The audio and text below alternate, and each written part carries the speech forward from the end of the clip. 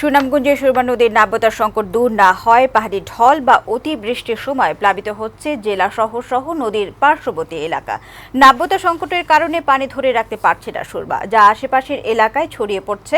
শহর প্লাবিত হওয়ার পাশাপাশি বাঁধ ভেঙে জমির ফসল নষ্ট হচ্ছে, তাই দ্রুত নদী খননের দাবি জানিয়েছে স্থানীয়রা। সুনামগঞ্জ সংবাদদাতা কর্ণ বাবু দাসের পাঠানোর প্রতিবেদন জানাচ্ছেন আফরোজা সুলতানা।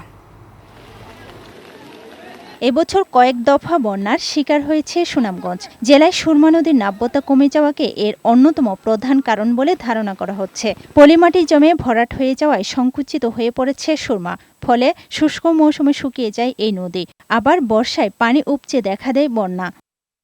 স্থানীয়রা জানিয়েছেন, নদীর নাব্যতা কমে যাওয়ায় বৃষ্টি ও পাহাড়ি ঢল হলে নদী উপচে তীরবর্তী এলাকা প্লাবিত হয়। অনেক সময় পানি শহরাঞ্চলেও ঢুকে পড়ে। নদী তলদেশে ভরাট হয়ে যাওয়াতে পার মাইরা আমাদের বাড়ি ঘরে জলবদ্ধতা দেখা দেয়। অনেক দিন যাবতেই কিন্তু নদীর নাব্যতা হারিয়েছে। নদী খনন করা অতীব জরুরি হয়ে পড়েছে।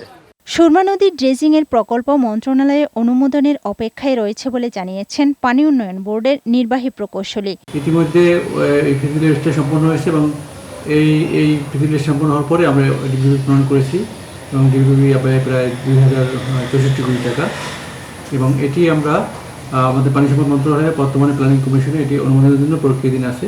সুরমা নদীর নাব্যতা সংকট কাটাতে দ্রুত খননের উদ্যোগ নেওয়া হবে, এমনটাই প্রত্যাশা নদী তীরবর্তী মানুষের।